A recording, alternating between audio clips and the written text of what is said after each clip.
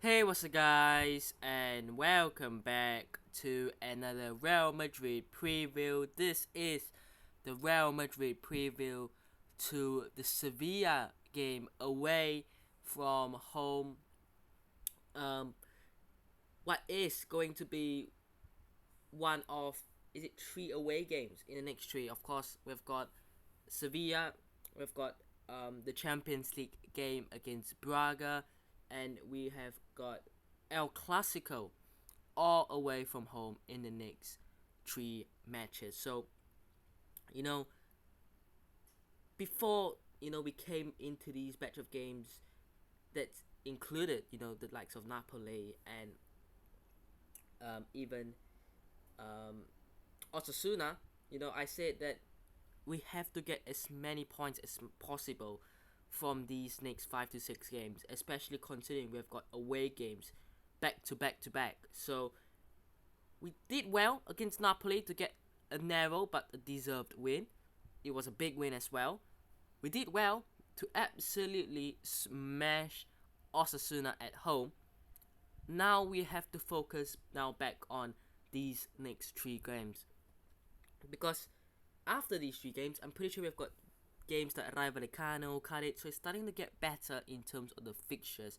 But these three games that are coming right now are very important, because if we drop points, it could be, going to the new year, it could be pretty crucial. If we do drop a lot of points in this period of the time, in Barca and Atletico and Real Sociedad, these teams, even Girona, even these teams, if they do bounce back, Real Madrid, will probably be third or fourth. So it's absolutely crucial to get the job done in the next three games. Of course, El Clasico, I would assume, is the hardest of the three, and arguably the most important of the three as well.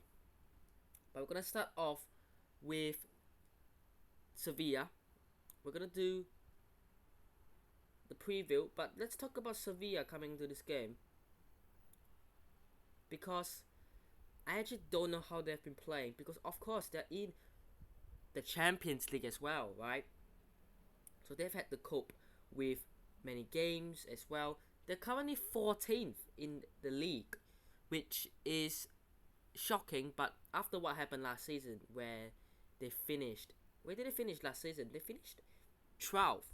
I mean, this is not typical Sevilla, really, because you know the season before they finished fourth, right? And last season they finished 12th, but because they won the Europa League, then back in the Champions League. Now, it's typical Sevilla, isn't it, to just drop down into the Europa League and then win, and then probably finish 12th or 13th again and get back into the Champions League. I guess that's how they work. But let's talk about their La Liga form. Since the start of the season, they started off poorly with a loss at home to Valencia. They lost away against Alaves. They lost at home against Girona. They beat Las Palmas at home. They drew Osasuna away. They smashed Almeria at home. They narrowly lost to Barcelona away. And recently, they drew Rayo Vallecano at home. In terms of the Champions League matches, the two that they've played, against Lens, they drew at home, and away against PSV, they also drew. So, based on the results, it seems like they either get pumped or they seem to get a lot of draws. So, realistically, if I was to make a prediction, it's probably going to be one of those, right? But, obviously, stay tuned to get my predictions at the end. But it's not been a good start for them. But they're probably going to drop into the Europa League, and they're probably going to win the Europa League anyway, so it doesn't really matter. I don't think it's going to be a bad season for them. They've got good players. I mean, Nasri is there. He's a good striker. They've got experience. Acuna, Navas, experience. I mean, they've got Mariano Diaz. I mean, cool. I mean, yeah, Gibrissau, a new signing. Rakitic is still playing, apparently. Luka Bacchio, a young winger. Lamela, Rafa Mea, Sumare, Joaquin Correa. I didn't even know he was there. But of course, Sergio Ramos is obviously back at Sevilla as well, so it's gonna be pretty interesting to see him come up against Vinicius, Rodrigo, Bellingham, and such. So it's gonna be an interesting affair. But for their squad, I don't think they deserve to be 14th.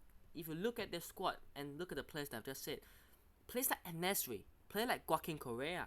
I mean, these are players who are supposed to be in the Champions League. These are Champions League quality players. So I think they will give us a very, very big game. Of course, it's at Sevilla. It's in Seville. So it's going to be tough. Now, Real Madrid, bit of a winning streak. Of course, they lost to Atletico Madrid, but that's away. But since then, Las Palmas, Girona, Napoli, Osasuna, 4 wins from 4. 3 clean sheets from 4. Obviously, 3 clean sheets in La Liga in a row. And yeah, I mean, let's talk about Kepa before we get into it. Speaking of clean sheets, a lot of people, and including me, were skeptical about the signing because, you know, you're losing a goalkeeper like Thibaut Courtois. But for Kepa to come in and prove the haters, and I'm not a hater, I just kind of doubt him, and you know, I didn't fully trust it. And I'm gonna put my hands up. I'm gonna say, you know what, I was wrong. I didn't think that he would be a success like he is right now, and I think a lot of other people were pretty confident that he was not going to live up to the expectations. But he's really, really, really performed at the highest level. I mean, look, Celta Vigo, a clean sheet. Union Berlin, a clean sheet. Las Palmas, Girona, and Osasuna. That's 5 clean sheets in all competition out of 9. So that's half of the games, more than half actually, of the games that he's played. He's got the clean sheet. So it's been a pretty good, solid start right now to the season for Kepa. But let's talk about the Real Madrid starting 11 that I've gone with. It's interesting because I'm recording this basically a week before the games are back, right? So anything could happen in the next week. But I have no idea if Alaba is ready to play again. I'm not sure because I read a report that said that he'll probably be back, you know, for El Clasico, but it didn't really confirm if he'll be back for Sevilla or Braga. So if I'm Ancelotti and I've got Alaba as my only other centre back except for Rudiger that's fit, I would not rush him straight away back. Of course, he's had this 2 weeks international break to recover, but I would just, you know what, I'll rather Alaba fit for El Clasico. So I've got Kepa in goal. I've got Rudiger because obviously he's fit and he's our only centre back.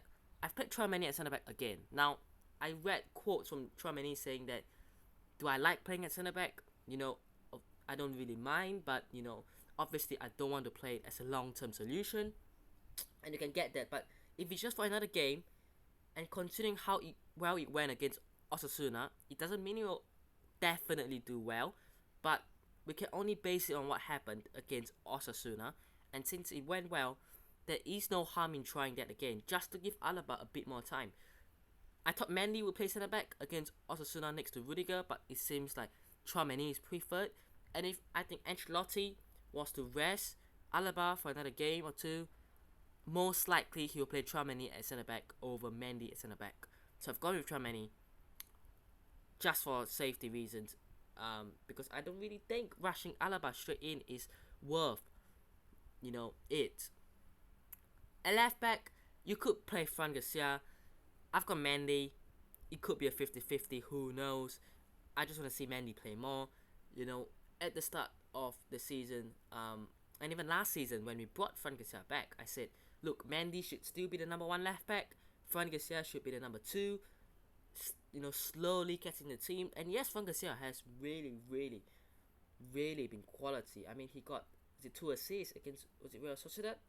But let's not, I wouldn't say overhype because there's no overhype in Fran Garcia, but let's give Mendy some games as well because he's still a Real Madrid player. He's still one of the more experienced players in the team. And I've got Carvajal right back as well. Could be Lucas Vazquez, but I just see Carvajal playing in such a big game. Of course, he offers a lot of leadership in the defense, and of course, that's important as well. In the midfield, because Tchouaméni moves back to centre back, it could be Cruz, but I play Camavinga. Obviously, the energy, and everything, the athleticism, obviously everything that he provides over Toni Cruz. I would just play Camavinga. I think Cruz could come on, but then again, could Cruz play over Modric? Maybe. I've just got Modric because I feel that the lack of game time for Luka Modric really starts showing, and I think he said recently in an interview that he's still feeling really well. He doesn't want to stop yet. He doesn't want to stop playing. He wants to play, and he feels that he can play every single few days. Obviously, it's not going to happen every game, but I think he deserves to play at least once every 2 to 3 games, of course. So I've gone Modric, and Valverde, of course, could be Ceballos. I doubt it's going to be Ceballos. I mean, Valverde is one of the more trusted midfielders, I think, because he offers something very different than what we have in midfield. Pace, energy, tracking back, bombing down the wings. He could really, really be useful in such a game as well with his pace. I've got the front three pretty unchanged. Bellingham has to play because he's Jude Bellingham and he's the best player in the world, arguably, right now. And yes, you could say I'm overhyping him a bit, but based on stats and based on how he's performed, right now he is, right? Of course, I'm not saying that he is the best striker. I'm not saying that he's a future striker. I still think Real Madrid need a striker, but of course, he's one of the best players in his position. In fact, just in any positions in the world right now. I've gone Vinicius Jr., the pace. Can Ramos handle him? Can Jesus Navas handle him? Who knows? I doubt so. But he's got the pace. And Rodrigo, can Acuna handle him? Maybe, because Rodrigo isn't really a similar type of player compared to Vini. He's not all about bombing down, dribbling, using his pace. Of course, he's got more to that than just running around. Of course, he's finishing. He could obviously move centrally. In fact, we've seen Rodrigo and even Vinicius move more centrally in these games. We've seen more of Rodrigo, of course, move centrally because we've seen him more, and Vinicius has been injured a lot more as well. So, personally, I would play that front three. Could Joselu play? Of course he could, right? But who knows? Who knows? Maybe we might want to train Joselu next to Vinicius and Bellingham for a bit more of a target man, some strength, some physicality to match up against Ramos. Who knows? But that is my front three, and that is my team overall. Now, prediction-wise, I'm not gonna go like a 5-0. It's not something crazy. I'm gonna go. I think Sevilla will score, but I'm gonna go with 2-1 Real Madrid win. I just hope that we keep this form going, because I'm not underestimating Sevilla, but we should realistically get a win from this game. I mean, you look at our form coming to this game. So far, I think if you're looking at the Sevilla game, it should be a positive. It should be, but who knows? But I hope you guys have enjoyed today's video. Let me know what your thoughts are down below. Let me know your predictions for the lineup and the scoreline as well. But if you guys did enjoy today's video, hit the like button, subscribe to the channel if it's on already, and I'll see you guys in the next one. Peace.